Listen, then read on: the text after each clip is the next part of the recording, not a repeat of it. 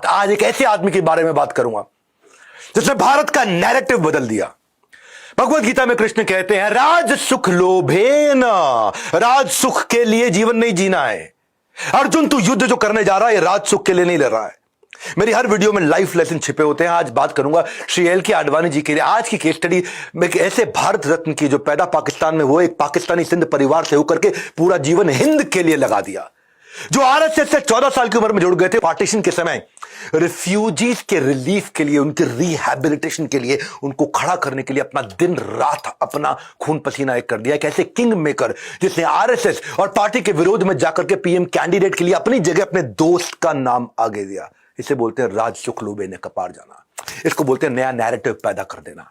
हाँ, इसको बोलते हैं एक ऐसा व्यक्ति जो जब सब कुछ आपके हाथ में हो तब छोड़ने को तैयार हो जाना। लोग तरक्की के लिए दोस्त को त्याग देते हैं, इन्होंने दोस्त के लिए तरक्की को त्याग दिया। आज तक इनको वेटिंग प्राइम मिनिस्टर बोला जाता है, जिसने आज के प्रधानमंत्री नरेंद्र मोदी जी को टैलेंट को उस समय आइडेंटिफाई करके उन्हें बड़ी बड़ी जिम्मेदारियां दी। आज उनके यंग लाइफ में उनके उस समय के पोटेंशियल को आइडेंटिफाई कर लिया। ये वो नेता है जिसने वाजपेयी को सलाह दी थी कि जनता पार्टी से अलग होकर के दुनिया की सबसे बड़ी पॉलिटिकल मेंबर वाली पार्टी बीजेपी का गठन करना चाहिए। वो समझते थे कि अद्भुत होने के लिए अलग होना पड़ता है। ये वो नेता है जिसने कमल का फूल, जो इनका चुनाव चिन्ह है, उसको चिन्हित किया था।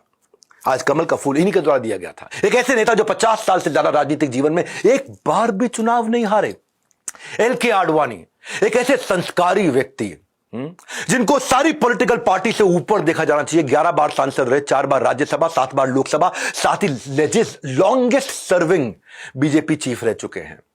समय का मोल इन्होंने बहुत सिखाया। मेरा पहला अध्याय समय से पहले समझ गए थे समय को।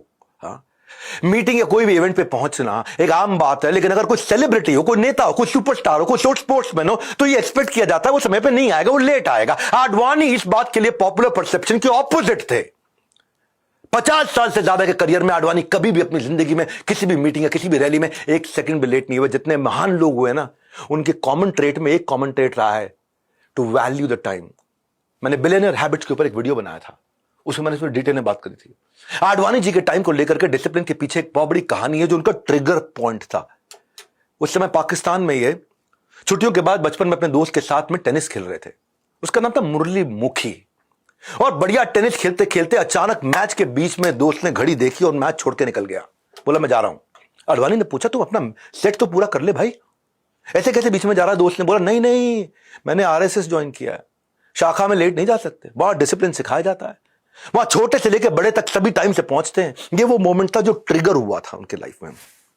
छोटी उम्र में ना ऐसे संस्कार मिलने बहुत जरूरी होते हैं। वो जो डिसिप्लिन टाइम का सीखा उन्होंने। आडवाणी आरएसएस के बारे में उनको क्यूरियोसिटी पैदा हुई, उन्होंने आरएसएस ज्वाइन कर लिया। आडवाणी ने डिसिप्लिन और पंक्चुअलिटी का ये सबक जिंदगी भर अपने साथ रखा है। चाहे डिप्टी प्राइम मिनिस्टर हो, होम मिनिस्टर हो, बीजेपी के चीफ हो या लीडर ऑफ ऑपोजिशन रहे हो, आडवाणी अपने करियर में कभी जिंदगी में लेट नहीं हुए। एक ऐसा नया नैरेटिव पैदा किया, वही मैं भारत के लिए करना चाहता हूं। एक ऐसा नैरेटिव देना चाहता हूं, हर बच्चा, हर बड़ा इन सारे वीडियोस को देख करके इतना कुछ सीखेगा। दोस्त के लिए उन्होंने अपनी कुर्सी छोड़ दी थी। मेरा दूसरा अध्याय। खेल में ना दो प्रकार के खिलाड़ी होते हैं। एक होता है जो रिकॉर्ड और माइलस्टोन्स के लिए खेलते हैं, और दूसरा अपनी टीम के लिए खेलते हैं। ये टीम प्लेयर थे। आडवाणी बीजेपी के ऐसे टीम प्लेयर थे जिन्होंने हमेशा पार्टी को प्रायोरिटी पर रखा, अपने आप को पीछे रखा। इसका एक एग्जांपल 1995 का बताता हूं आपको। आडवाणी को प्रधानमंत्री पद के लिए सब बहुत पसंद करते थे। आरएसएस से लेकर के पार्टी से लेकर सबकी पहली पसंद लाल कृष्ण आडवाणी। विजनरी आडवाणी के मन में कुछ और ही चल रहा था। चुनाव जीतने से लेकर के सरकार बनाने तक, सरकार को ठीक से चलाने तक उन्होंने एक बड़ा फैसला लिया, और यह फैसला था जिसने आरएसएस और बीजेपी को, उनके सबसे अच्छे दोस्त अटल बिहारी वाजपेयी को सरप्राइज कर दिया। क्या फैसला था ये मालूम? मुंबई की बात है ये। मुंबई में पार्टी सभा चल रही थी, हजारों लोग बैठे थे। आडवाणी ने उस समय बीजेपी के राष्ट्रीय अध्यक्ष थे, उस टाइम पे वो प्रेसिडेंट थे। अचानक घोषणा कर दी, अगले चुनाव में अटल बिहारी वाजपेयी प्रधानमंत्री के उम्मीदवार होंगे। आरएसएस और पार्टी के सारे लीडर हैरान हो गए, एकदम आश्चर्यचकित।